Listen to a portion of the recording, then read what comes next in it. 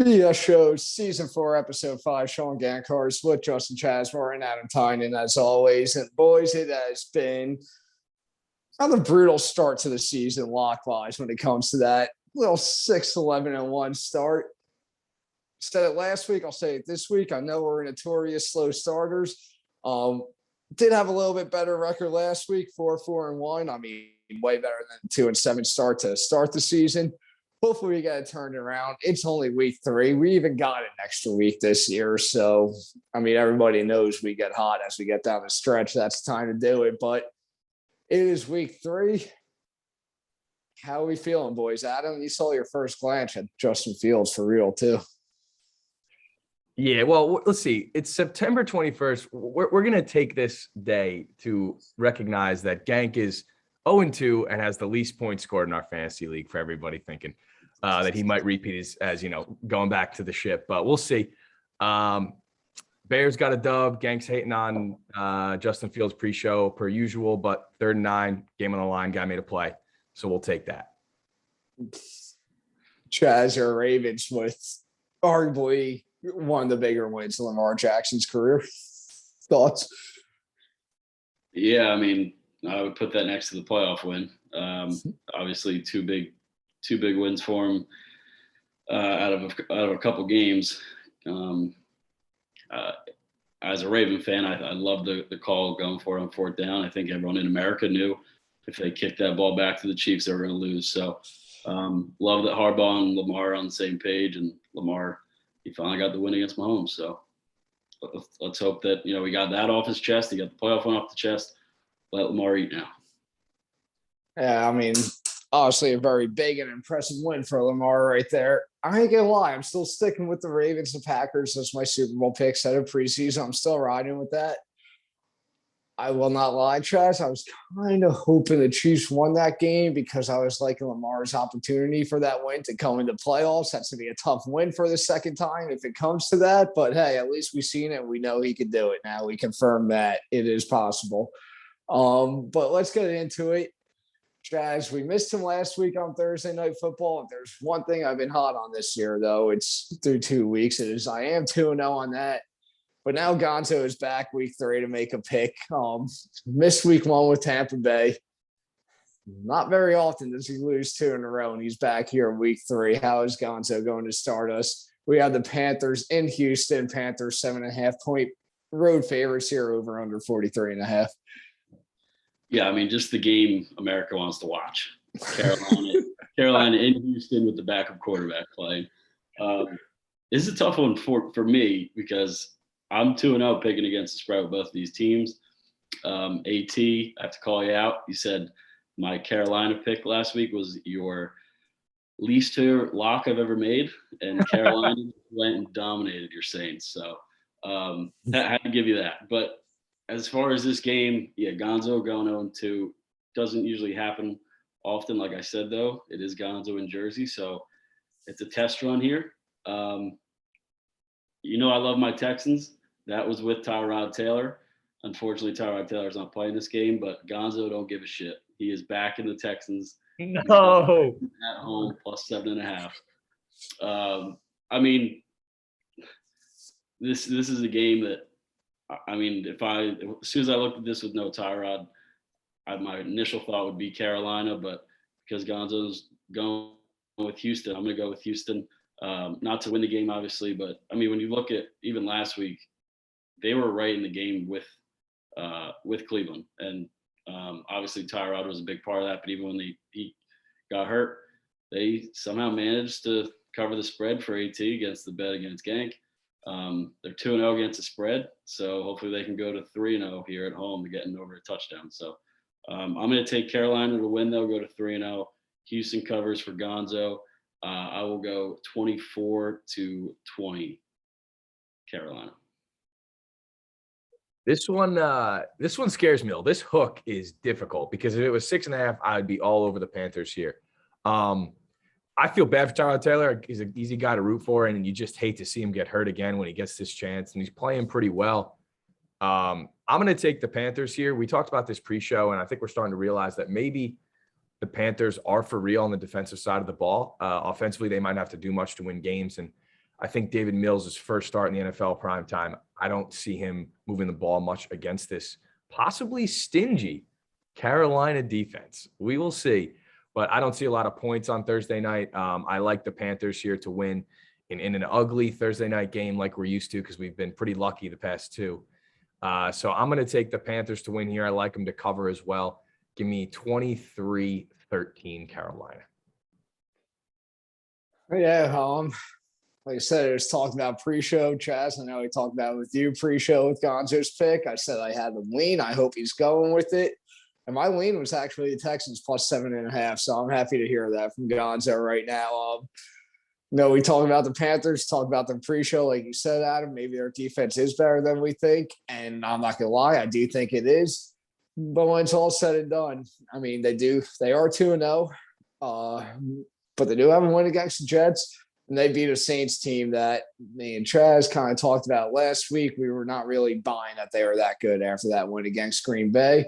I still think the Saints may be a little better than what we saw against Carolina last week, but I don't think they're anything great. So I still really haven't seen anything over the top impressive from Carolina. I've seen more so from Houston, just actually doing a couple more things well than I anticipated at all coming into the season. I just couldn't imagine Houston doing anything well at all. But hey, they came in, gave a fight to win week 1, beat Jacksonville. And even once Tyrod went down, they still fought against a very good Cleveland Brown team last week. 7.5, like you said, Adam, that hook's big here, especially if you're the home team in prime time. I'm with you guys. Carolina wins the game. Chaz, I have a very similar score as you right here. Carolina wins. I'm riding Houston and cover this one, though, 24-21 Panthers. Wouldn't be shocked if they got that cover. I don't love the hook there, but I don't know, man. David Mills doesn't do it for me. I don't think anybody knows what to expect from David Mills, so that is fair. But tell you what, it was still connecting with Brandon Cooks, and I just don't know what it is. Houston just does something right, more right than I ever thought they could. I thought that team would just be bad all around, but they dominated week 1 and actually hung in with Cleveland week 2. Maybe there's something decent going on there that nobody else in America sees. Brings us to game 2, the red hot Arizona Cardinals. I know a big team talked about coming into the season. Nobody kind of really knew what to expect. A lot of big all-season acquisitions here. Tough division. We didn't know how to see it. Now they're coming on the road here in Jacksonville as 7.5-point favorites. Another 7.5-point lines. There's a lot of half-point lines this week, which is kind of scary. Over under 51.5. Chaz, I know you like the Cardinals, kind of been riding them. How do you feel about them this week? Yeah, they were one of my playoff teams, so obviously I loved the missed field goal last week by the Vikings to push them to 2-0. Mike Zimmer's so upset in the sideline, just so mad. Oh, yeah. It's tough because I had the Vikings in the playoffs too. Yeah, that missed kick is going to come back at the end of the year. It is going to be massive when we look at the final NFC playoff picture. But with that being said, I think, the question now, I think, is, can anyone in the NFL stop Kyler Murray? The guy looks like something out of a video game, and he's just putting up crazy numbers. Everyone in the fantasy world was raving about how he was going to make this leap. And through 2 weeks, he's made that leap, and he looks pretty damn good. That offense is lethal. The defense did give up a lot of points last week to Minnesota. So obviously they're going to have to clean that up. But I think going to a Jaguar team that we have seen, absolutely nothing from through 2 weeks, I think the Cardinals are going to go in there and take care of business here. I think Kyler is going to have another huge day against a bad defense. And the Cards in 2 games have scored 72 points, and the Jags in 2 games have let up 60. So probably going to be a lot of points scored for the Cards this week. So with that being said, I think this game is not going to be close. I think the Cards are going to run away, and Kyler's going to have another huge fantasy day. So I'm going to go Cards 38-17. 38-17. That is not a close game. Chazzy, I agree with a lot what you said. I haven't seen enough from the Jags, especially their defense. I have no clue who's covering DeAndre Hopkins. And I mean, that's just going to be bad for whoever has to do that. I mean, I think the Jags stick in this one because I'm still not a believer in the Cardinals defense. They got beat up pretty badly against Minnesota last week and really should have lost the game because their defense was going to give up over 30, almost 35 points. I think the Jags hang in this game and they play well enough to win offensively. But in the end, Kyler just gets a late touchdown, put them up double digits, and the Cardinals find a way to win and cover this game. I love the points here. Even though it's 51.5, I still love the over. I'm going to take the Cardinals because, like you said, I don't think anyone, especially not the Jags D, can stop Kyler Murray right now. So I'll take Cardinals 34-24. Yeah, I'm gonna run with you guys on this one too. I mean, Kyler Murray has been off to an unbelievable start, and now he has a chance to feast against the Jacksonville defense that obviously has a lot of question marks still going on with it. To be honest, no, I don't think anybody really expected much from Jacksonville this year. We're only going to week 3, but they're even flying a little more under the radar than I even thought this year. Just not a single thing has really impressed me about this team. Travis, you hit it. Who the hell's going to stop Kyler Murray right now? I really don't know who. What I do know is it won't be Jacksonville. Arizona's going to come out. They're going to put up a ton of fucking points in this game, and they're going to take care of business, cover this. Games that go over 51.5 because of this. I don't know if I ever had a team scoring this many points in a little show prediction score here, but give me the Cardinals in this one, 45-20. Wow. I mean, who's to stop Kyler on that team? No, I completely agree, guy. He's unreal right now, to be honest. To me, he's pretty much the MVP favorite right now because they always pick the guy that has that breakout season, and I just, right. Yeah. Could be Kyler. All right. Adam, here comes your Titans. You get a good offensive week from the Titans, and now all of a sudden it's the top scorer in our fantasy league. I know how that works, and now he's learning how it works. He wants to see it. Now they're 5.5-point favorites at home against the Colts. Does anybody know the Wentz status this week? Is he playing? That's usually who I defer to that. I saw he was questionable in fantasy. Yeah. He has two sprained ankles. So yeah, not one, two. Looking at this line, I'm going to guess they do not think he's going to play.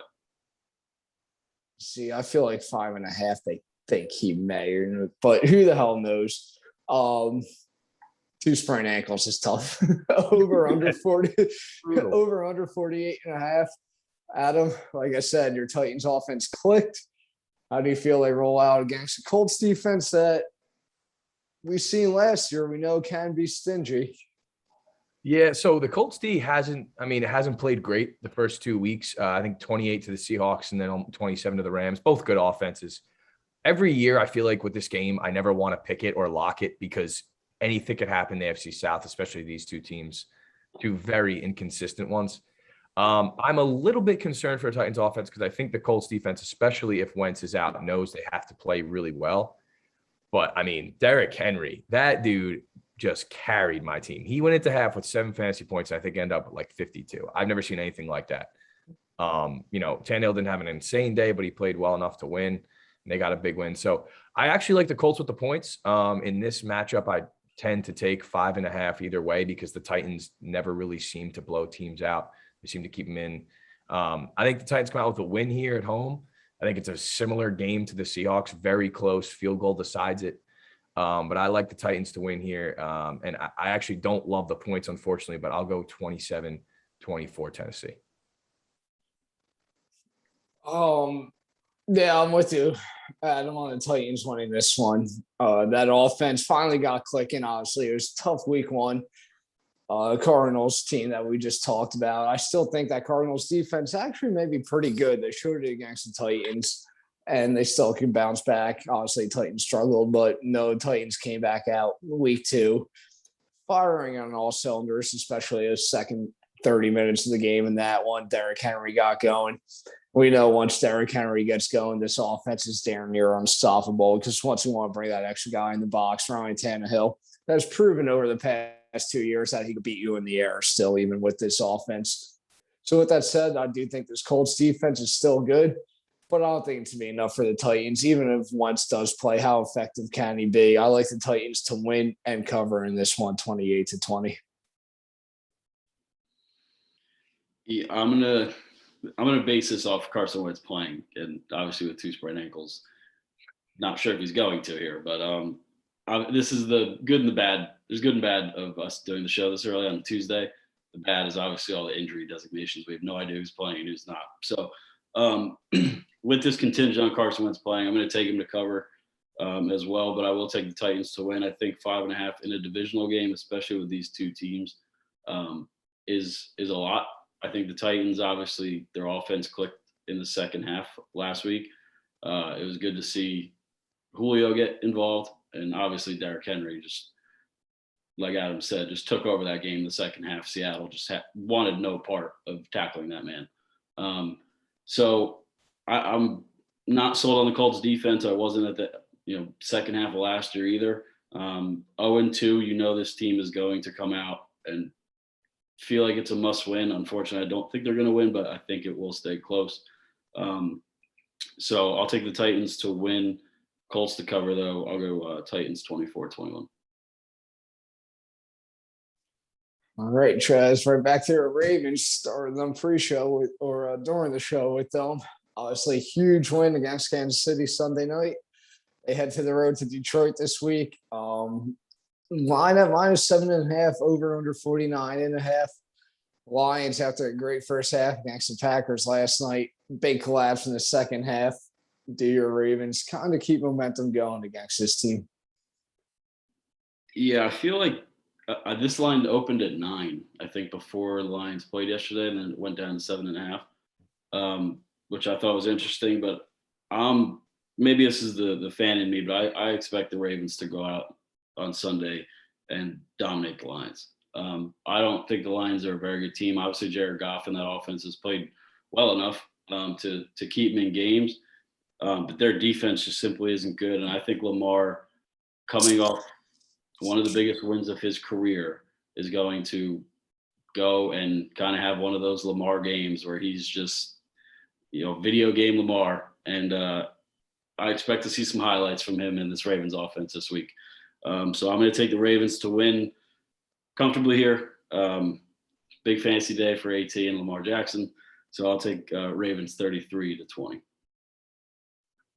Yeah, I mean, I think we've seen over Lamar's career that when he plays bad defenses, that's when he really shows out. I mean, against the Bengals, I remember his first year when he had the breakout, the dude was just a video game. I think he has a huge day. I think he's projected almost 30 points in our league. Love that, obviously. I like the Ravens here to win and cover, definitely. I think that they're just an astronomically better team than the Lions. I like the over, though. I think 49.5, they're kind of selling short the Lions offense. We've seen that offense, whether it be garbage time or not, will put up some points. They got stopped in the second half, but the Packers just knew they had to come out ready to play. And Rodgers, some of the throws he made, just disheartening to a team. That throw to Tanyan over the middle was something else. But I like the Wasn't Ravens. even open. No, It just simply wasn't open. Double coverage. The dude's unbelievable. But that being said, I think the Lions believe in their offense enough to put up points here. Similar score to you, Chaz, but Baltimore cruises to a win. Defensively, they don't play as well as they have just because they're banged up. So I'll take the Ravens 35-24. Yeah, I'm with you guys. You all know I made the rare turn, and I'm all Team Lamar this year, and I'm going to keep riding that train, that's for sure. But you guys kind of hit it on with Lamar. Adam, you said his fantasy projections, Chaz, and video game numbers. I think they're all coming in this one. I mean, Detroit definitely shows some life with their offense. Somehow losing Matt Stafford for Jared Goff, I thought they were going to lose a beat, but somehow, some way, this team just throws the ball and finds some way to have a little rhythm on offense almost at all times, but it doesn't matter. That defense has been pretty brutal both games I watched from them this year. And the way Lamar is going to be playing this year, Lamar is just heating up. It's only week 3. He's about to really get going. Another MVP season is possibly incoming for Lamar. He's cooking this one. The Ravens will score a ton of points. The Lions will have their fair share of points too. I actually like the over 49.5 a lot in this one. But when it's all said and done, there's just zero shot the Lions keep up the Ravens pace here. Give me the Ravens in this one, 35-24. Love that, boys. No, Big love day that. for Lamar. Yeah, I mean, if there's Yeah. anyone who's going to go off against, it should be the Lions, right? you would think, but he should. I mean, he's kind of been giving you a good year to start, to say the least, anyway. So Definitely. yeah, and now I mean- he's got the Lions. Yeah. I'm glad I'm not playing you. All right. Washington football team in Buffalo. Buffalo 8.5-point favorites at home. Over under 45.5 here. I'll take this one first because I just watched Washington find a way to take the Giants gift wrap and beat them on Thursday night last week. Obviously, I mean, the Giants honestly every chance to win that game. Didn't do it. Washington took advantage. One thing I want to say about Washington is Taylor Heineke back there, Heineke, however the fuck you say his last name. Pretty impressive in the pocket. Obviously, we see he has the NFL record for most completions through his first 3 career starts. The guy can make plays. With that said, I'm actually going to take Buffalo to win at home here and even cover what I think is a pretty big spread at 8.5. Well, I know we talked about pre-show. My biggest concern with Washington right now is their defense, and there seems to be a lot of holes in it. I mean, we know the Chargers have a good offense with Herbert, Mike Williams, Keenan Allen, Austin Eckler. We know they can move the ball. They obviously kind of had no problem moving against Washington. And then the Giants come out last week, and they have no problem moving the ball against Washington.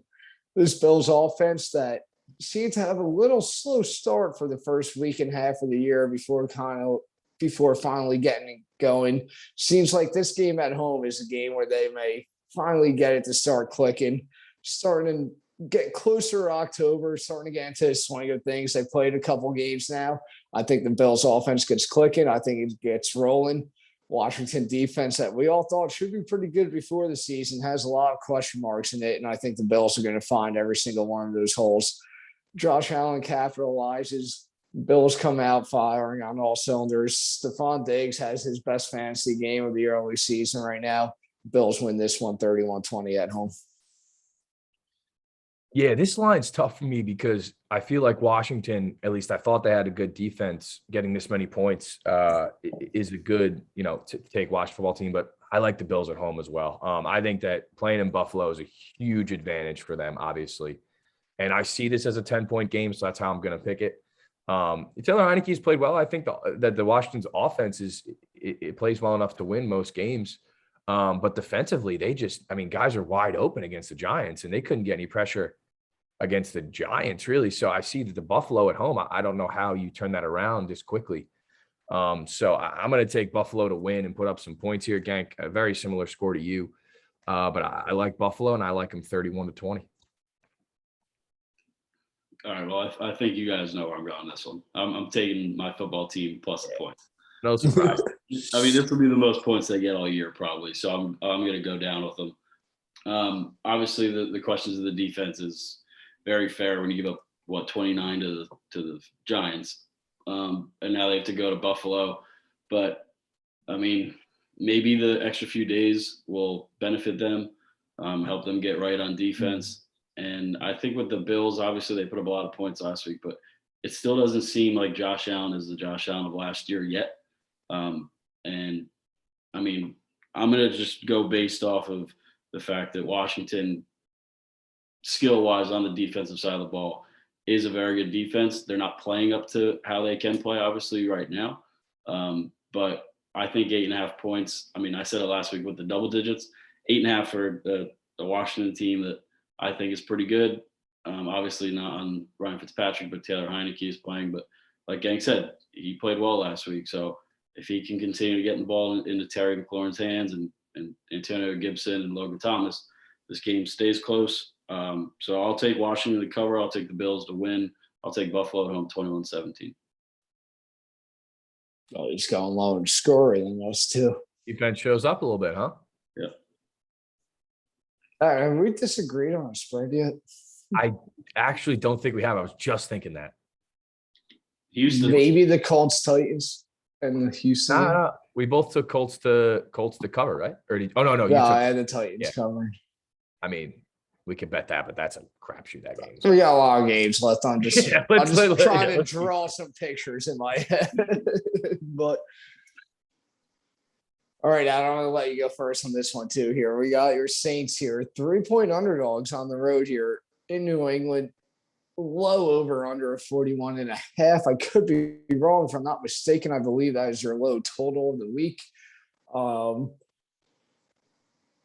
mean, tried to back the Saints last week. Unfortunately, it didn't work. You gonna back them this week?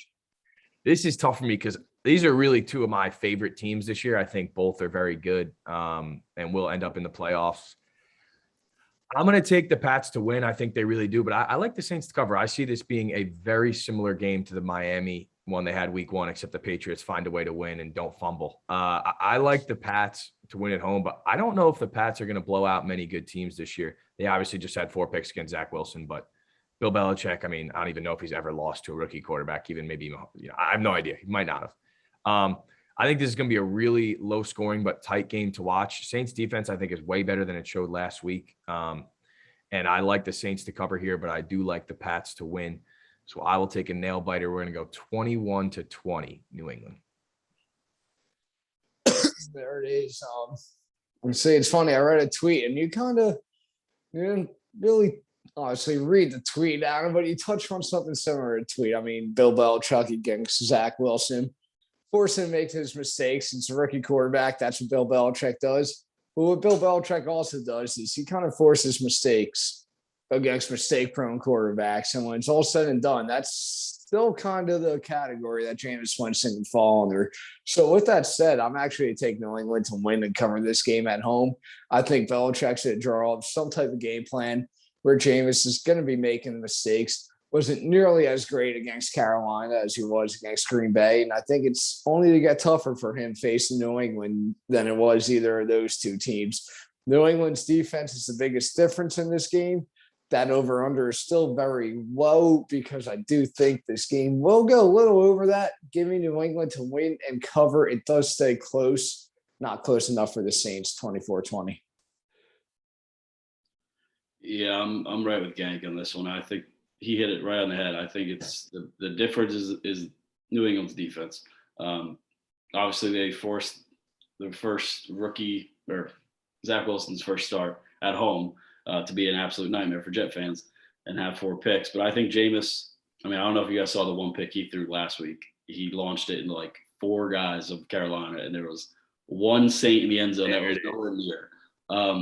So obviously, Jameis is still probably the same Jameis. He's going to turn the ball over, and going to New England is never an easy task, no matter what year. Or as long as Bill Belichick is there, that's not an easy game to go play, especially coming off one of the worst games probably the Saints have had historically on offense. So tough rebound game for the Saints. I'm gonna go with the Pats here at home to win and cover. I think it's low scoring. But the biggest difference to me, like I said, is Jameis is going to make more mistakes than Mac Jones. Mac Jones seems like the guy that he's going to throw short passes. He's involved his running backs a lot, short passes to his receivers and tight ends. He's not going to shoot for the big play. He's not going to make mistakes. So I'll go with the Pats to win and cover here. I'll go 23-17. Really Still, Matt. Great coaching matchup here. Sean Payton, one of the best offensive guys against Belichick. One of the good man. It is. I tell you what, for a game that has an over-under at 41.5, it may be one of the more fun ones you could watch with that. Now we want to speak of fun games and high over-unders. Here we go. Los Angeles Chargers in Kansas City. Chiefs 6.5-point favorites at home. Over under 55.5. If I'm not mistaken, this is the Chiefs home opener as well. Didn't they go to Cleveland and Baltimore to start? No, they opened at home. Oh, they opened at home against Cleveland? Yeah. Okay. Well, with that said, still high over under, still big things. And we talked about this pre-show. Thing is, when you get the Chiefs off a loss, I don't know if that's a team you want to see. Because honestly, I still like the Chargers a lot this year. I think this team is, capable of a lot of things, being in a playoff push at the end of the season, if not definitely making it into the playoffs. But think they're kind of getting the Chiefs at a bad place in a bad time right now. 6.5 seems like a big number, but I think the Chiefs are going to find a way to still win and cover this game. As for the over under 55.5, like I mentioned, high number, I'm going to take that over because as long as Pat Mahomes is on the field, I've seen it 2 weeks right now. There's been 60 points in the game. I'm going to keep riding that as long as he's playing. But in terms of this game, it's going to be a very fun one to watch. The Chargers will be in it. They're going to hang in it. They're going to put the Chiefs into a shootout. But as we say, probably almost every week with the Chiefs, when it's all said and done, let's be honest, if you're to get into a shootout with the Chiefs, which the Chiefs are to get you in that game almost every time, you ain't going to win it too often because the Chiefs are just going to be too much for you. They're going to be too much for the Chargers. Herbert's going to make one mistake that's going to cost the Chargers to cover this 6.5 point spread too, I believe. And with that said, give me the Chiefs to win and cover.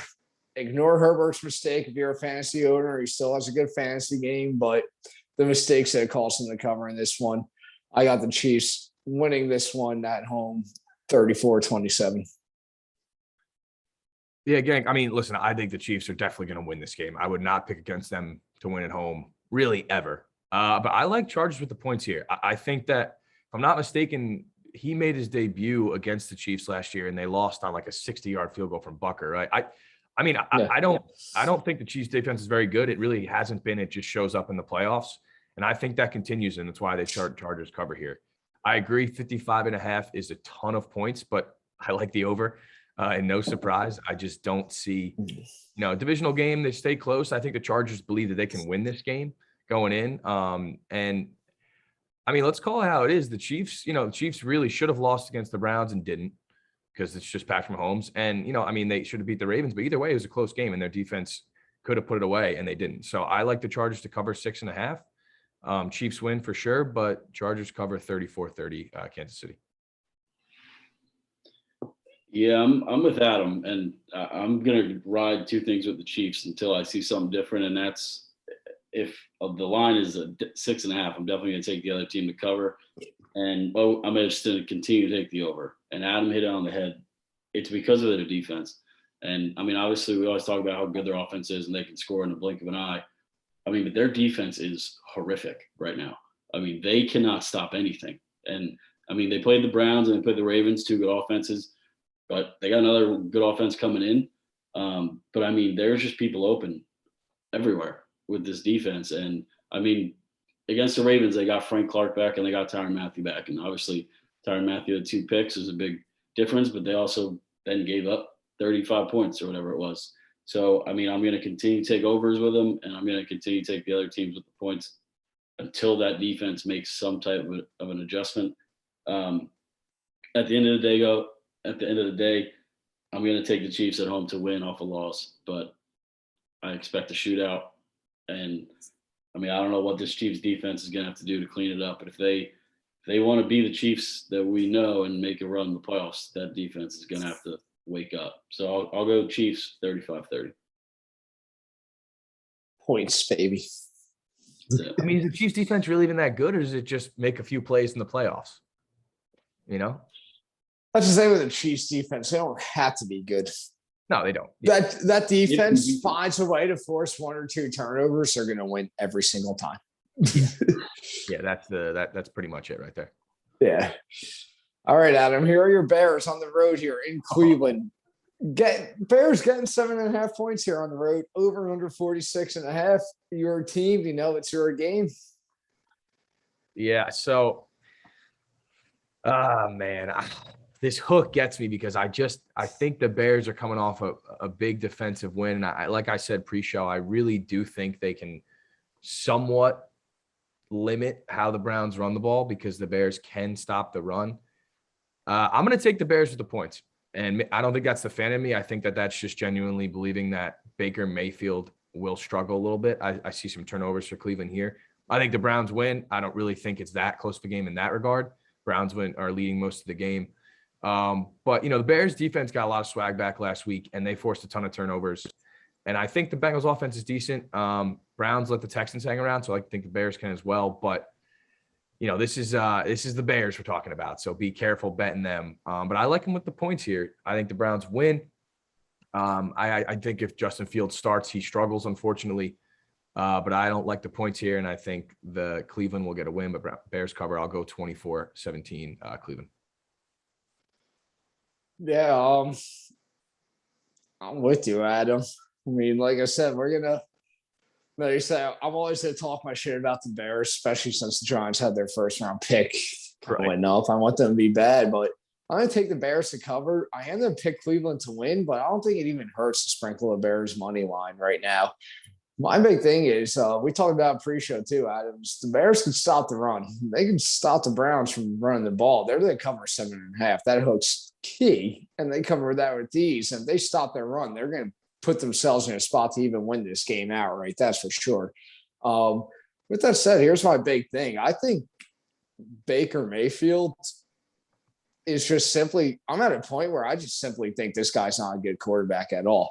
And I almost think the Browns are, after their run last year, finally get to the playoffs, get a playoff win. The way I see this Browns team going right now, I actually think they're almost closer to, as the famous quote goes, the Browns is the Browns again, than the Browns actually being a Super Bowl contender. I see this team. I'm starting to fade this team big time. I do not buy Baker at all. No, once teams kind of figure out to slow this run, and if you dare Baker to beat you, I have zero confidence that Baker could beat anyone. And the Bears have that type of defense that could dare Baker to beat them. And I don't think he could do it.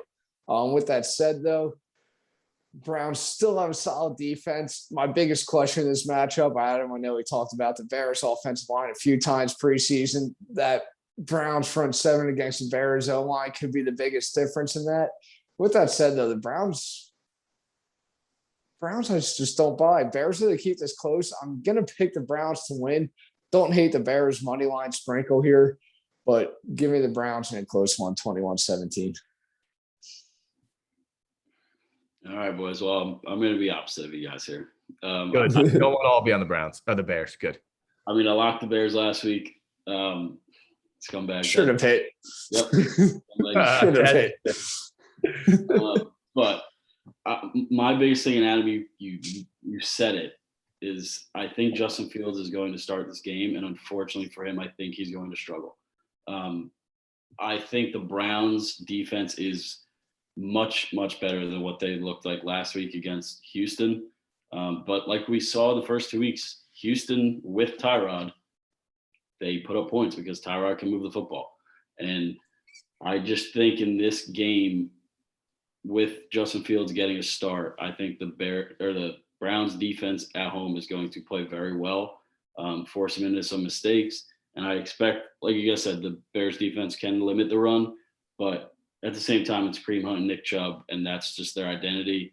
And I trust Baker to make a few throws here, the ones that he has to, healthy or not. But I expect Chubb and I expect Kareem Hunt both to obviously be heavily involved like they are every week. But like I said, biggest thing here is Browns defense against Justin Fields. I just think it's going to be an ugly one for Chicago's offense. So I'm going to go Bears cover and Browns win 24-10. I will say I saw Jarvis is out for a few weeks, which could be a big blow for the Browns. He's important for them. And who knows if Odell is even going to play. Who knows what that guy even does anymore. Chubb's going to have like 30 carries. Yeah. Oh, no, I've been starting to buy the fact, because as we all know, I'm an Alex Smith hater. As a person, great guy, but as a football player, we all know I'm an Alex Smith hater.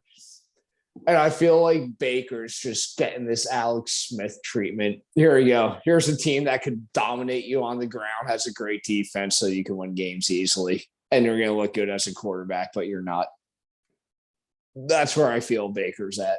Yeah, I mean, I wouldn't be surprised if they did something next year. I don't know if they're going to pay him, but something like similar to what the Rams did, or even the Chiefs, where they trade away a few picks and go get a guy and get rid of Baker. Because I mean, Stefanski didn't. Let's be honest. Yeah, let's be honest. If you can stop their run, are you ever trusting Baker to win the game for you? Probably not. No. Yeah, doesn't happen. All right, Chaz, we're going to your division here again, and pretty interesting one here. Like I said, I'm pretty sure, I'm not going to say with 100% confidence, but I am pretty positive this line opened up the Steelers 5.5 point favorites at home against the Bengals. It is down to Steelers minus 3.5 right now, over under 43.5. Chaz, this is a big game in the AFC North and only week 3 right now. How are you feeling? Yeah, this is a massive one. And these two teams have kind of have their own little rivalry dating back to the Vontaze Burfict, Antonio Brown days. But like we said last year, I think the Steelers lost in Cincinnati with Ryan Finley under center. I think they were like 14-point favorites or something like that. So obviously Joe Burrow's back and this Bengals offense looks like they can score some points this year. The Steelers coming off a pretty tough loss at home to the Raiders, who are now 2-0, who obviously we'll talk about soon. But these AFC North divisional games are always so hard to pick because they're usually always really close. I really, really want to take the Bengals to win this game. I'm not going to. I'll give the benefit of the doubt to the Steelers because they are home. But I'll take the Bengals to cover here. I think the hook is a massive part here. I think Joe Burrow, though, and this offense can score enough. And, I mean, we saw the Steelers defense that we thought was, one of the best in the league. Obviously struggled big time last week against the Raiders. TJ Watt gets hurt. Deontay Johnson on the offensive side, that he got hurt on the last play, which is just a nightmare for them. But with that all being said, I'll take the Steelers at home here to win, but I'll take the Bengals to cover. I'll take Steelers 23-20. Yeah, I mean, this is a bit of a stay away game for me, Chaz. You talked about a lot, just AFC North games in general. Rivalries, they all believe they can beat each other, and it gets pretty intense. I like the Steelers to win and cover here. I wouldn't be shocked at all if the Bengals did cover. I think this is a big revenge game for the Steelers. I don't see any way they lose 2 straight games at home. This is, in my opinion, a must-win for the Steelers, and I think they come out ready to play, especially after getting beat, or at least their defense getting beat pretty badly from the Raiders last week. That being said, the Raiders, seem like they're a pretty good offense and a pretty good team. I'm just taking them to cover because I think the Steelers D shows up big time here. The Bengals will be in games all year. I think we said that, and Burrow's a good cue and stuff, but I just think this game is way more important to the Steelers, and it's a big one that they know they have to win and take care of business. I think it's a boring game. I think Burrow struggles. I think Pittsburgh Steelers offense struggles as well. But I'm going to take the Steelers to win and cover here 20-14. Yeah, I mean, you both hit some points that I completely agree on. With that said, I mean, I'm going to take the Steelers to win. I'm riding with Chaz on the Bengals to cover in this one. Adam, you hit the point on where a boring game is definitely possible here. And the point that you bring up, the Steelers defense could definitely give Burrow some problems. I definitely see that. I'm going back to Twitter here. I seen a tweet earlier in the week how people are saying, like, must be nice watching all these new teams run a 2020 NFL offense when the Steelers are still running high school offenses. And that's kind of what you get from them when it's all said and done. But with that said, I'm with Chaz too, where I think the hook is big here. Boring game, possibly incoming. And this game just to me feels, I'm then picking Chaz weird score in this one here when it's all said and done. But this game almost feels like that the Bengals just hang around, have a 17-16 lead, and when it's all said and done, the Steelers are going to get downfield and kick a field goal to win it. So give me the Steelers to win, Bengals to cover 19-17 here. Yeah, this is one of those games. I like that game. This could be a weird, maybe a safety or something thrown in. Yeah. Yeah. They're like Chaz said too. I mean, you got rivalries that's been building up since the whole perfect AB thing. And these teams just more so care about hitting fucking each other than actually scoring, I feel like. All right, here we go. My Giants, 3-point favorites at home against the Falcons, over under 48.5. Adam, you said it. If the Giants can't beat the Falcons this week, where could they get a win? And honestly, we went through their schedule. I know it gets tougher after than this. So depending on how the Giants look, maybe I'll buy some more wins as the season goes on. But literally, depending on what I say, this may be the last chance I can take the Giants to picked the Giants to win the game for a long time. So I am going to take the Giants to win this game. I'm going to take them to cover. I'm not so sure at home. What I do know is the Giants on the road since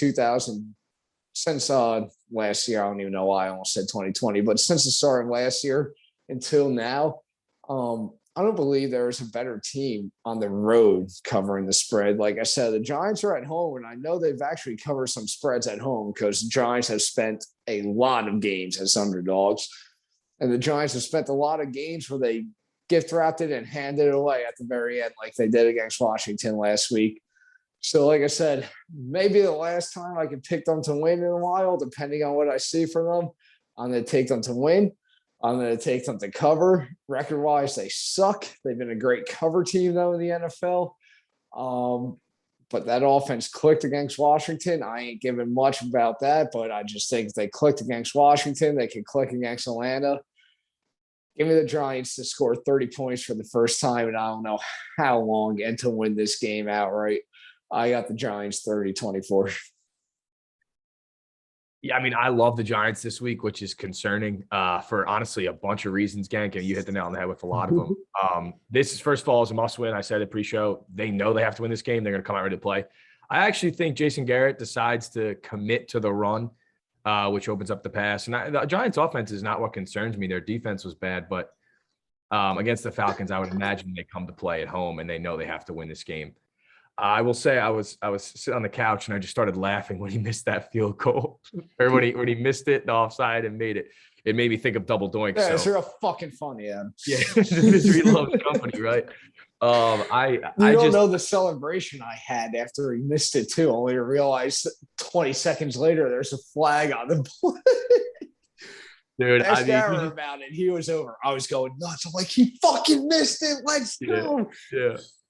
No, I mean, I also saw that meme that like the Giants are like 18-50 since the Odell picture on the boat, which just gets me too.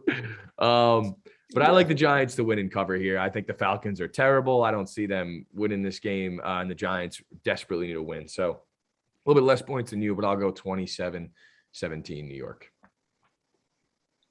Yeah, probably not a good thing here, but we're on the G-Men to cover. So, I mean, a lot of the reasons you guys just said, it's a must-win for the Giants. I mean, the Falcons, arguably one of the, if not the worst, top two worst two teams in the NFL right now. This is a get-right game for the Giants defense. Obviously, we talked them up in the preseason. The personnel they have on that team is there. They just got to put it together. And against Matt Ryan, who likes to own the ball the other team, an offense that can't move the ball, this is a great get-right game at home for them. So I expect the Giants defense to play well. I expect the offense to play, well as well. So give me the Giants to get their first win of the year. I don't think I'll pick the Falcons in any game this year, maybe unless they're playing the Jaguars. So I will take the Giants to win and cover 27-21. Yeah, I want to go back to you too with the Giants maybe establishing the run. I actually said a couple of days ago, like, this is the game they have to let Saquon just go. Obviously, week 2 last year, torn ACL. I still think he's completely fine. I had no clue why the Giants have been kind of putting him on a pitch count the first couple of weeks, but you play last Thursday, you get the extra 3 days rest. You have 10 days coming in. In this game, you're pretty much a year after the surgery. Like, he's young. He's got to be ready to go. And against his defense, I'm with you, Adam. I think this is a prime opportunity to get Saquon going in this game right here. And if the Giants can't get Saquon going in this game, you could throw the season out the window. Yeah, I mean, a pitch count is for Alvin Kamara, who is established, and the Saints make the playoffs no matter what. It's not for a team that is, can't run the ball. Like, you don't feed the guy, and it might be his fault too. But at some point, you just have to run the ball 25 times in a game. And if you're struggling in the beginning, you get a big run. You have to commit. That's the thing with Saquon too, yeah, because Saquon could literally have 15 carries for 46 yards. and could take that 16th carry 70 yards to the house. Like, you just got to keep doing it. Got to commit to it at some point. Like, you're not going to get a big game of time, Yep. All right, Adam, let's get to your Fins, one of the more interesting lines of the week. Trash, you haven't word on Tua. Is he out this week? Do you know? I know it's only Tuesday and it's hard to say, but Yeah, I don't think they've made a ruling yet on him. don't made a ruling. It's a rib injury, so It's probably gonna be tough. he's playing with pain regardless. That said, Adam, I'm going to you. I always will, probably for the rest of this podcast with the Fins, just because of that 2-year run you might have had with them. A very good run. Yes. But now they're 3.5-point road dogs in Vegas here, a Vegas team that I think may be a surprise of the NFL, but at the same time, I believe this is the third time in 4 years the Raiders had started off 2-0. And I know the previous 2 times I went 6-10 and 8-8 to start the season. So we'll see. However, Fins 3.5-point road dogs, over under 45.5. Adam, can the Fins go off and knock off the Raiders, or is this Raider team for real?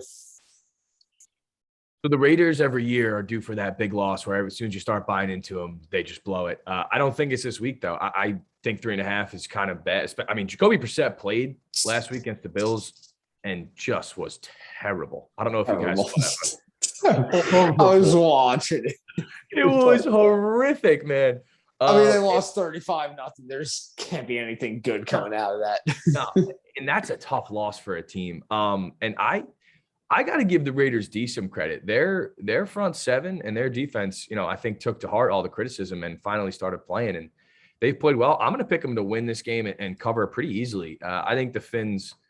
I don't think Tua is going to play, and the way Jacoby Brissett played didn't give me any faith. I think the Dolphins defense shows up way more than it did last week. But the Raiders just had 2 incredibly impressive wins against 2 really good AFC North teams, I think. And I'm going to take them to win. Derek Carr is playing lights out. I don't think it really stops here.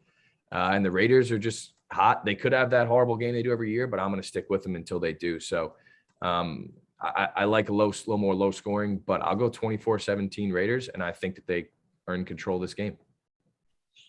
Yeah, I'm with you on that, Adam. I actually love the Raiders this week. Like I said before I even took it to you, we have seen the Raiders start off 2-0 recently, and we kind of just Raiders are the Raiders. We've seen that collapse, but this actually feels very different. Even when they started 2-0, Derek Carr has never really been that bad. He's always had this offense going. They started 2-0, and they had a defense that was full of question marks. I'm still not loving this Raiders defense. This defense seems to make a lot more plays than any of their past defenses had. And I think that's a big difference on why this 2-0 Raider team feels different now than it has in the past. And with that said, Derek Carr is also playing at a rate that has been better the past few years, almost returning to the MVP form that he almost won about 5 years ago. With that said, and Tua, even if he plays injured, I don't know. But the Raiders, I'm going to buy the Raiders 2-0 start more than I ever had before. Derek Carr is playing well. The defense isn't great yet, but it's making more plays than it ever has before. This team may be the surprise team of the year and maybe a bigger problem than anyone expected. Give me the Raiders, win this one outright, cover with these 24-17. Yeah, this feels like the game that Adam just talked about, the letdown. I mean, it feels so right. I mean, going back home against a team that just lost 35 rock.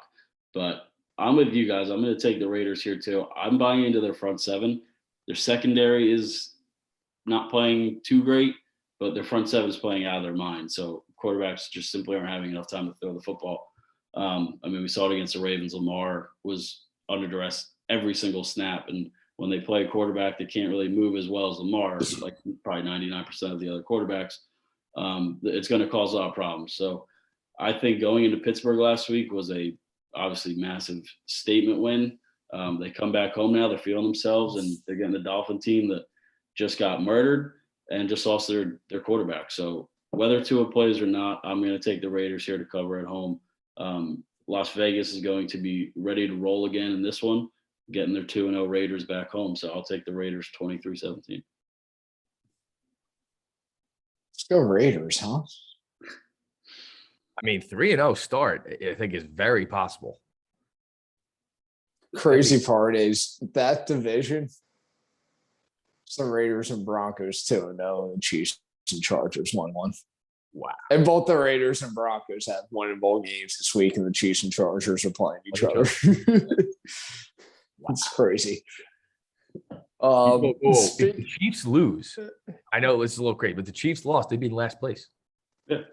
Yeah, they're probably going to be 2 games out because I would bet money right now that either the Raiders or the Broncos win this week, if not both of them. And we're getting to the Bronco game right now. They're 10.5-point favorites against the Jets. So the loser of that Chiefs Charger game is likely going to be 2 games behind, just like that. Obviously, a long season, but Broncos 10.5-point favorites at home, over under 41.5 here. I'll say this. We know the Broncos, especially at home in September, we know that's a tough place to play.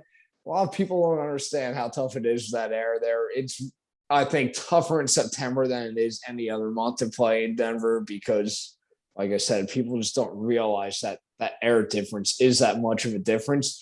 So I feel like we've seen a lot of Denver success early in the season, past 5-6 years before the collapse comes. With that said, Denver is going to win this game at home. I'm going to ride with the Jets plus 10.5, though. That's a big number. We saw Zach Wilson, not a good game against New England last week. You know, it is Bill Belichick. He drew up a good game plan, made it tough for him. But I still like what I see from Zach Wilson. I mean, he's a rookie. He's going to make a mistake. He's going to have those games. He's obviously no Peyton Manning, but, like, let's be honest, Peyton Manning, John Elway, those guys had terrible games as rookies. That shit's going to happen, especially against a great coach like Belichick. Broncos, you know, that defense is starting to figure it out again. They look like they could be a surprise team too also this year, but 10.5 is a big number. I still don't trust this team against anyone with 10.5 points. Zach Wilson, I still think could play. I think he's to bounce back. He's to find a way to keep this game close. But Denver's defense, that atmosphere, Denver's home opener here, it's going to be a little too much for Zach Wilson to win the game outright. Broncos win. Jets cover. I'll go 17-14. Yeah, now, gang, I mean, I think maybe you see it's a 10-point game, but I'm on the Broncos heavy here. I saw absolutely nothing from the Jets last week that makes me think they can stay in against this defense. Zach Wilson, I think, will have some success later in the year. He's just going through growing pains, but this is not defense you bounce back against, especially not in Denver.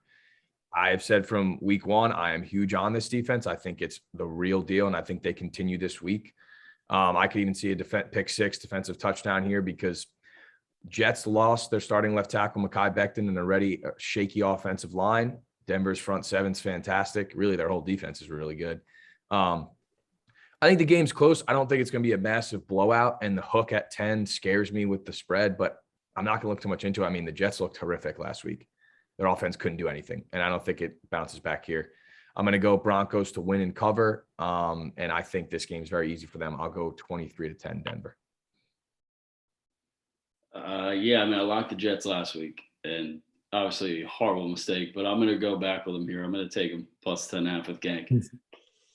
I think, I mean, obviously Denver's defense is fantastic, and Zach Wilson's coming off a 4-interception game. But like Gank said, I mean, those are the growing pains you're going to have as a rookie. Obviously, your home opener, you don't want 4 picks.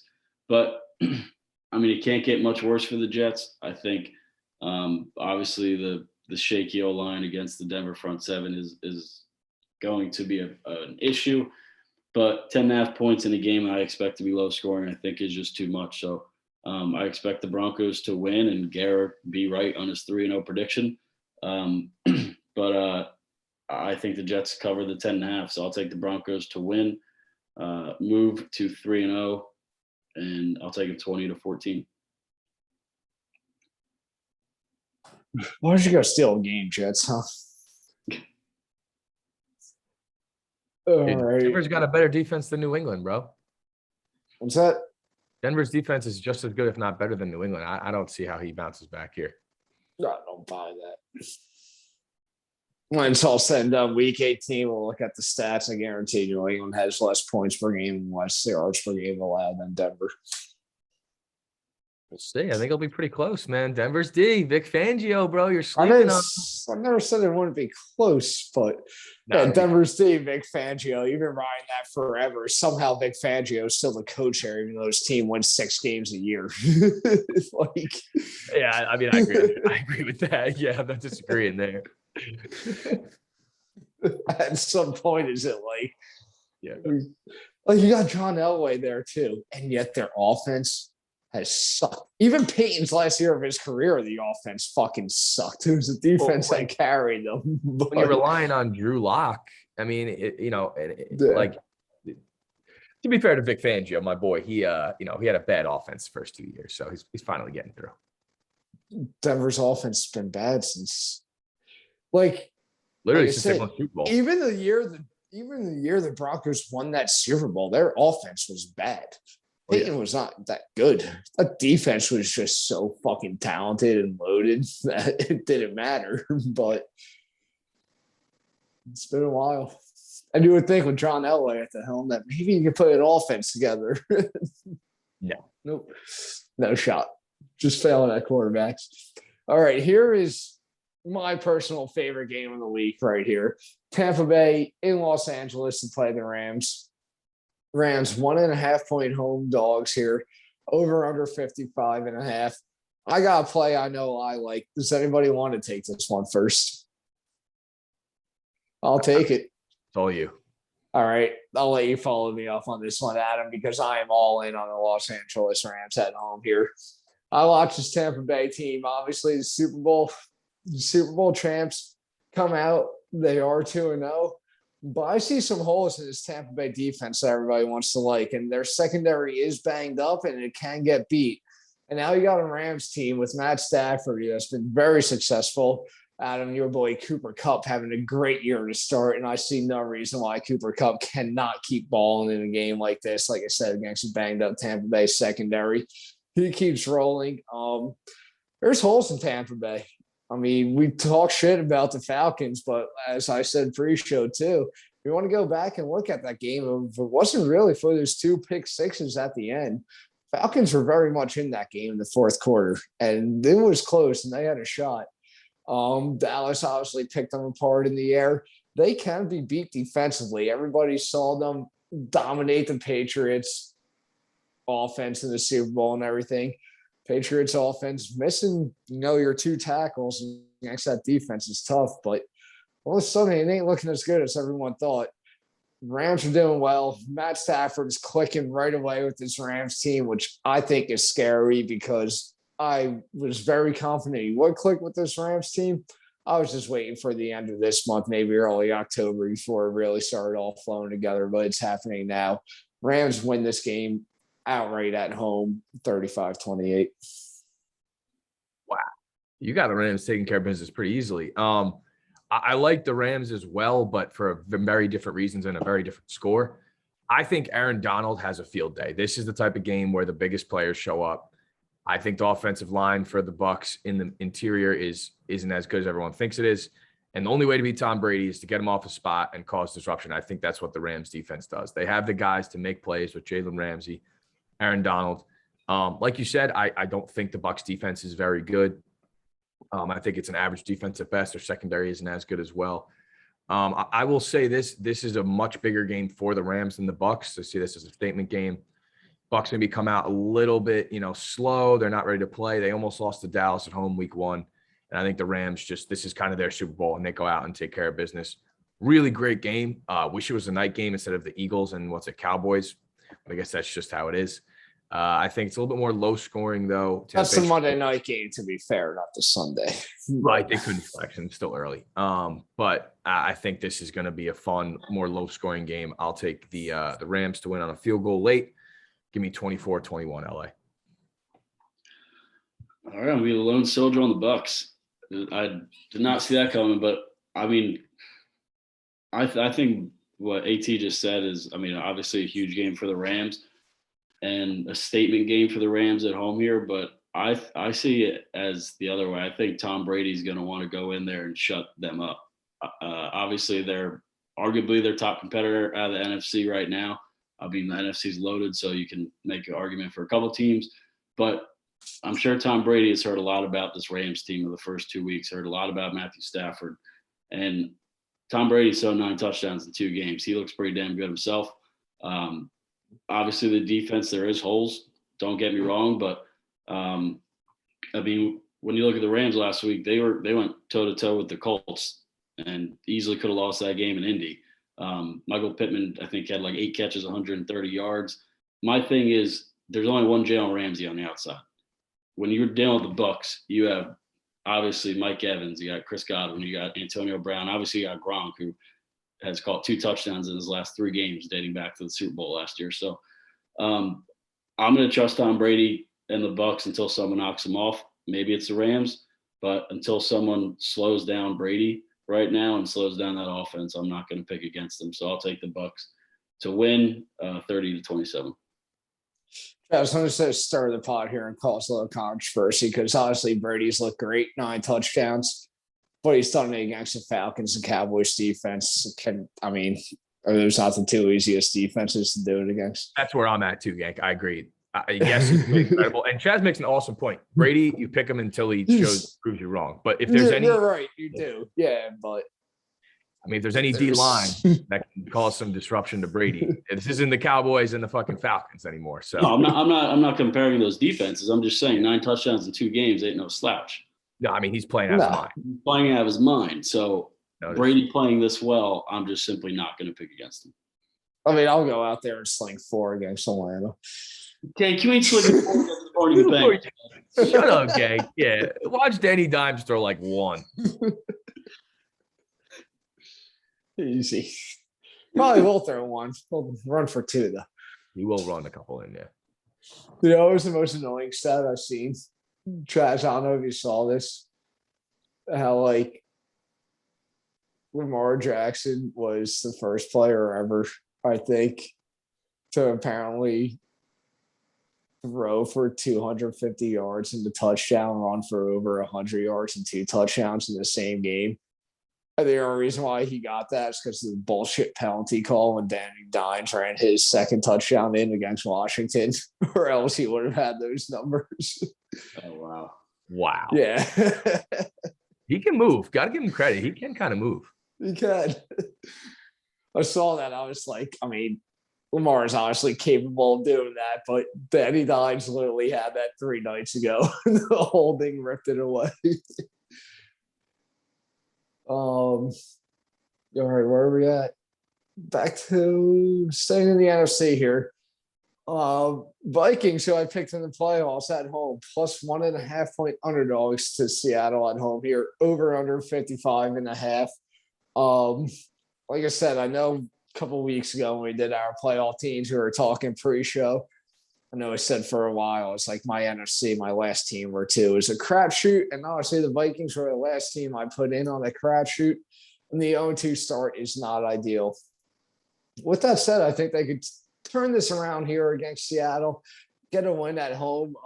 Both these teams, I just simply do not have figured out really too much this year at all.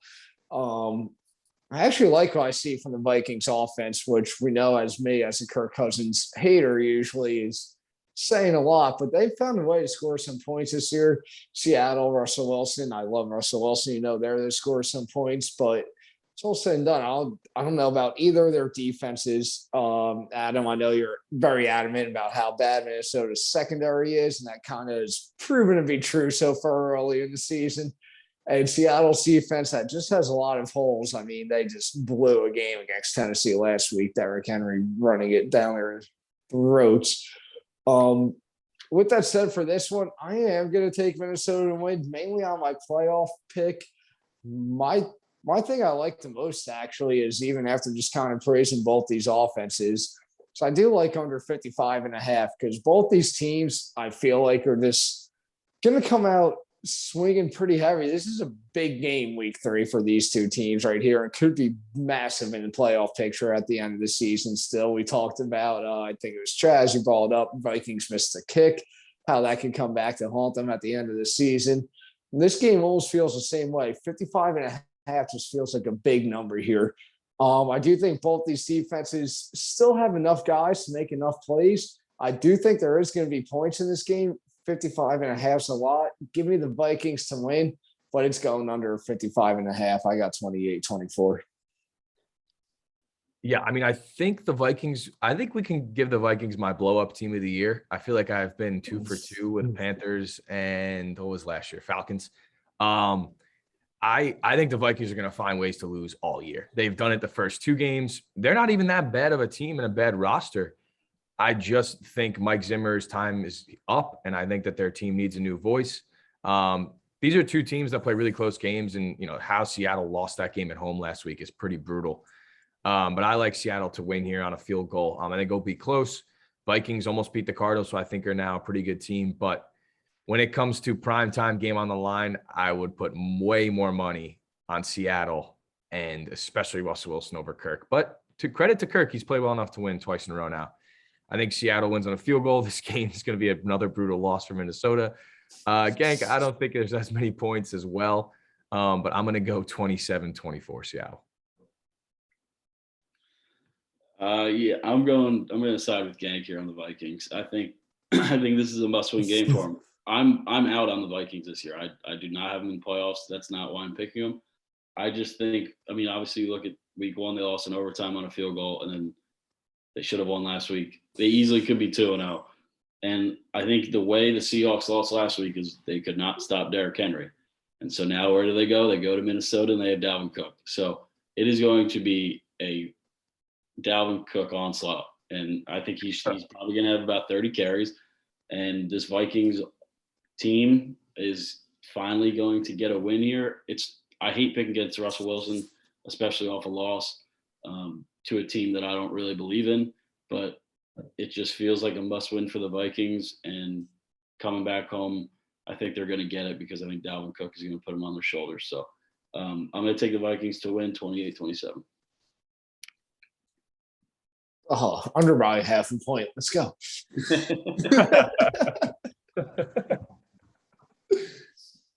It'll be a very fun game to watch, though. Very fun game to watch. That is, yeah.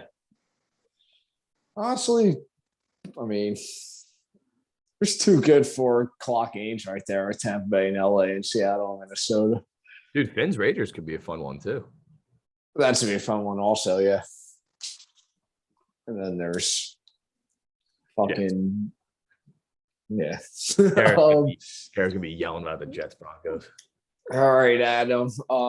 You love him, you respect him. It sucks he has to go against him your whole life and career, but your boy Aaron Rodgers, once again in prime time, this time on the road, traveling to San Francisco here. He will be 3.5-point underdog Sunday night, over under 49.5 against the Niners.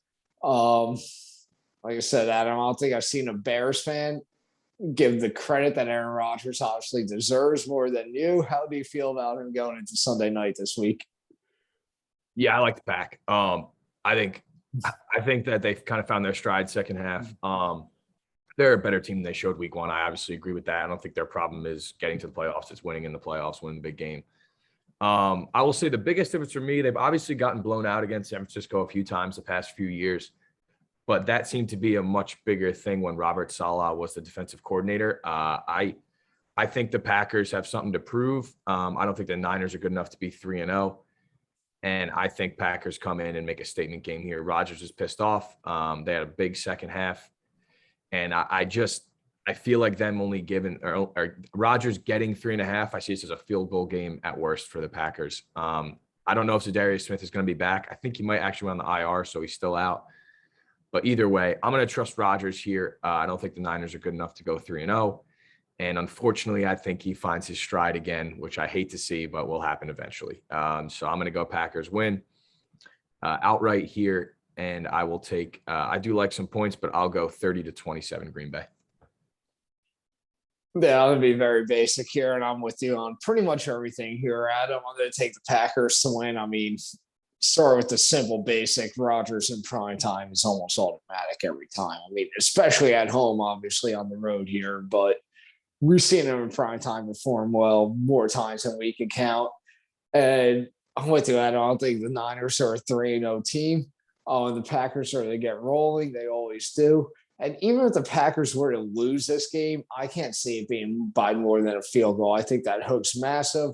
But I got the Packers winning this game. I think Aaron Rodgers has got this team clicking. I got the Pack 27-17.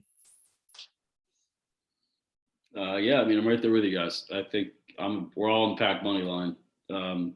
I think obviously the Pack getting blown out week 1, and then I don't think people are still buying in because the first half they played yesterday against the Lions.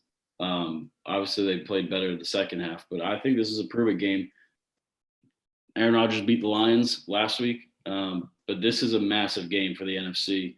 And I mean, my biggest thing is you look at the Niners and they beat the Lions and they beat the Eagles. So not 2 very good wins. I mean, I think the defense obviously played better against Philly, but now you got Aaron Rodgers coming to town. And I mean, I'm pretty sure every running back on the 49ers roster right now is hurt. So we'll see who ends up being able to play. It might be a Jimmy G game that he's going to have to throw a lot. But either way, if the Niners were to win this game, which I don't see happening, like you guys said, I don't think it's more than 3 points. I'll take the Pack to win here in a big prove game, 24-21. Yeah, I mean, I'd be thrilled, obviously, if the Packers lost this game. That would be fantastic for me. It must be tough. How tough is it asking for Aaron Rodgers to just lose on any given week? I mean, the worst part I will say is first of all, that the bigger the game, the better he plays, which sucks, especially against the Bears. He's just owned them. And also Rodgers wins 8 or 9.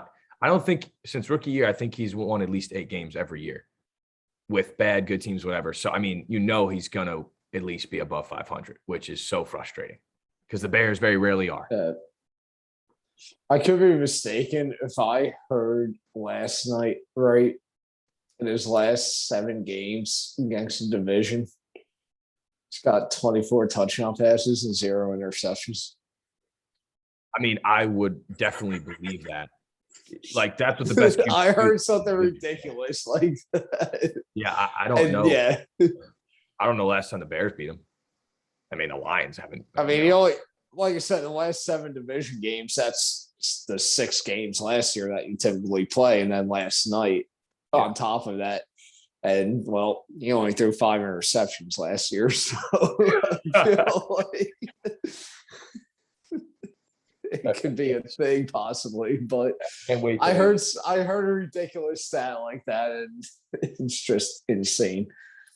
All right, Monday Night Football here, Philly and Dallas. We all know I have been a big Dallas advocate as a Giants fan on this show recently for the past 2 years, actually. And Dallas had just never proved me right. Actually, always disappointed me. But once again, on the buy into them this year, I do think they have all the pieces. And with that said, we saw Philly dominate Atlanta. We don't know what we know about Atlanta. And then they put up 11 points against San Fran. Dallas finds a way to get a pretty massive win against a good Charger team. I think we're going to see this year. So Dallas, 3.5-point favorites at home. I think they're going to come out at home, win and cover in this one here. Jalen Hurts and this Eagles offense can definitely get things going against this Cowboys defense. That's obviously still the biggest question mark on this team. However, Micah Parsons may have been the best draft pick Dallas has had in years. That guy is about to be a beast on this defense. And that piece right there is literally could be the biggest difference for them. He's the difference maker between making a couple plays for that defense and that defense getting shut down completely. Dallas's defense will make a couple plays. I still think Dak and this offense is too much for almost most teams in this league. There's not many offenses I think are better than them. Give me Dallas to win this one at home. Cover with ease here. I got the Cowboys. 31-17, I'll go.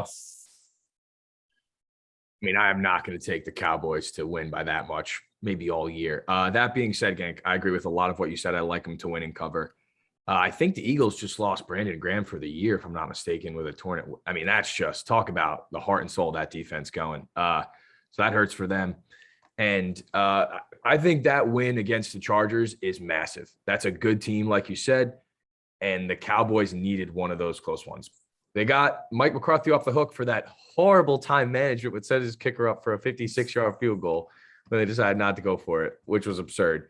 But either way, I like the Cowboys to win and cover. I think that their offense has a big day, and I don't think the Eagles really do. And I see this game being a little bit easier for Dallas, not as easy as Gang thinks, but I'll take 28-20 Dallas. And I hope Dak finally gets back into some good form. He's got it. Yeah, he will. Yeah, it's this is definitely. I feel like every Eagles Cowboy game is comes down to the wire and it's fun. I think this week though, I really like points in this one because obviously we talk about the Cowboys defense. Michael Parsons, I'm pretty sure just won Rookie of the Week from last week. So like Gank said, he is definitely looking like a solid draft pick by them. I expect the Eagles offense though to put up more than 11 points here in Dallas. At the end of the day, I'm going to take the Cowboys to win here. I do like the points. It's been nice hearing Philly radio come back to life and not talk about the Super Bowl all week. But I think Brandon Graham injury is massive, and they just lost Brandon Brooks too. So everything that we kind of said with the Eagles, like last year, they were just so injury prone, and week 2, and it's already starting. So I'm going to take the Cowboys to win here, but I do like the points. I'll take Cowboys 33-28. Bro, who is There's the score.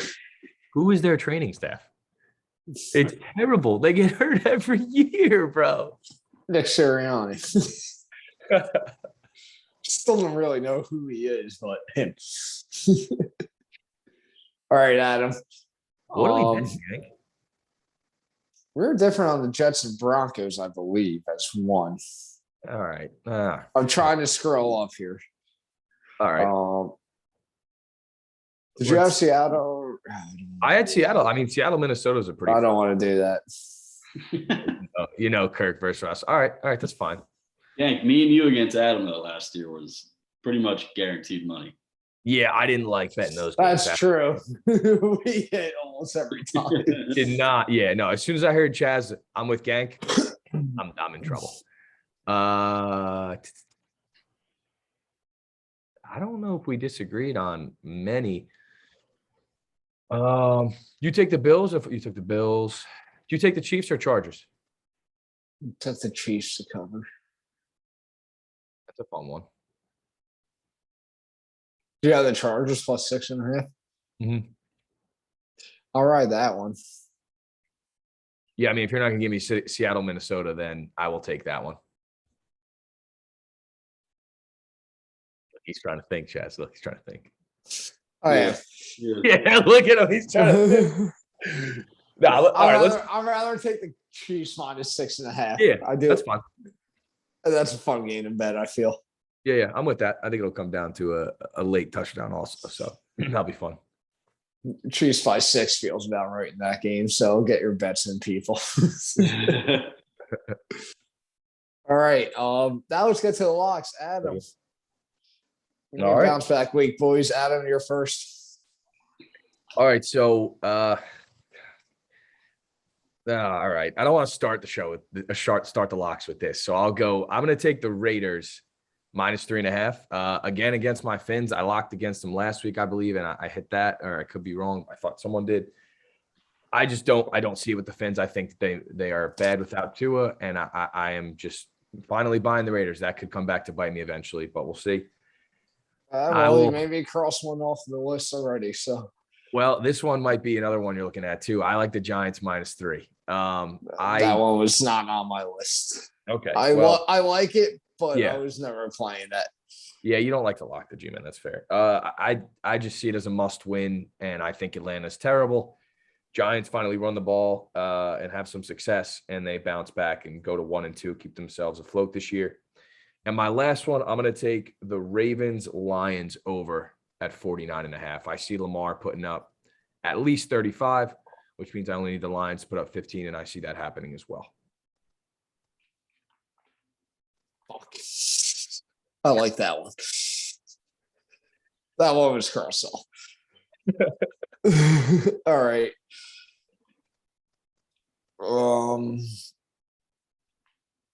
So where are they coming to me? I am going to go right to Sunday Night Football for my first play. I'm going to take the Packers plus 3.5. I like it. Like I said, we all love the Packers to win outright. I love them to win outright. And even if they lose, no, I think that hook is key. It could be my saving thing right there. I don't see it by being more than 3, even if they lose.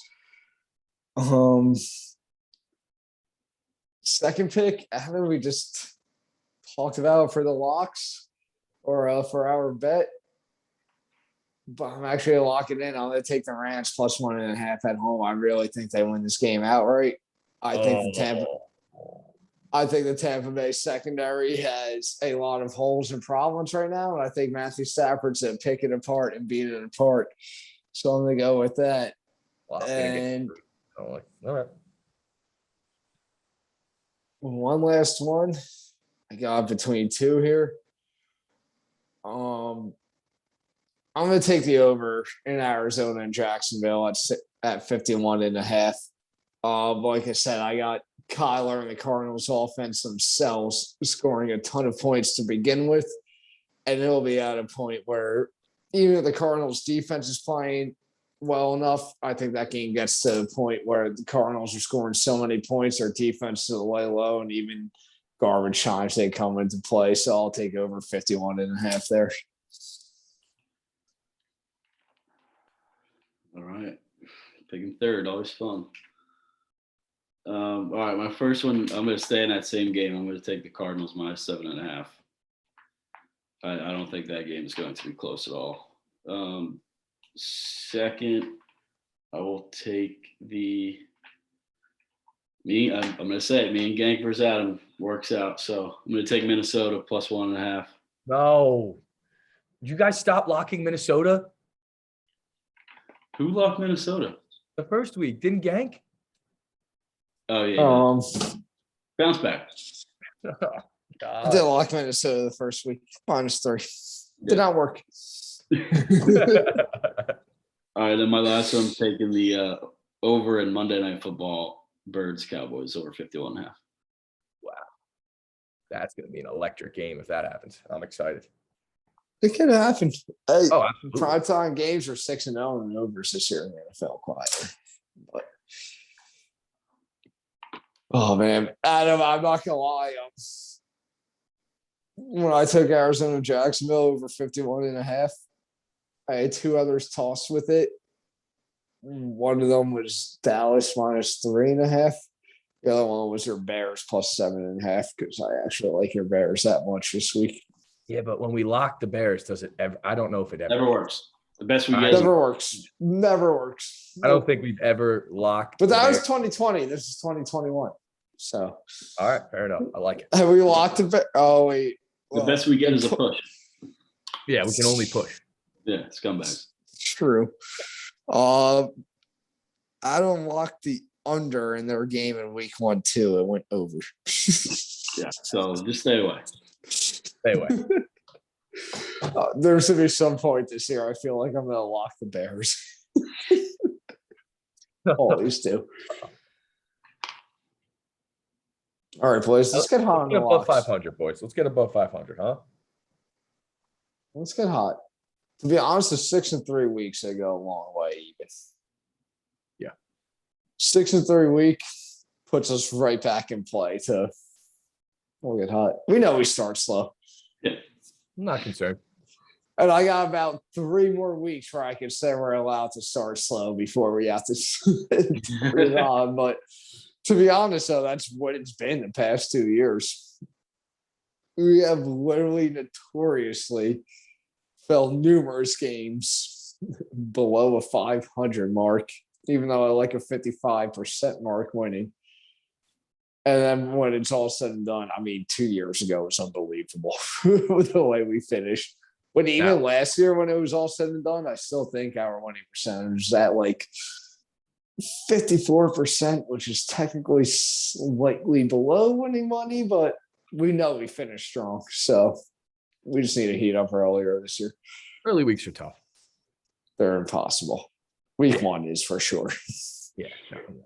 I don't know if we've ever had more than 4 wins on week 1, but we'll inch back. That's it. All right, boys.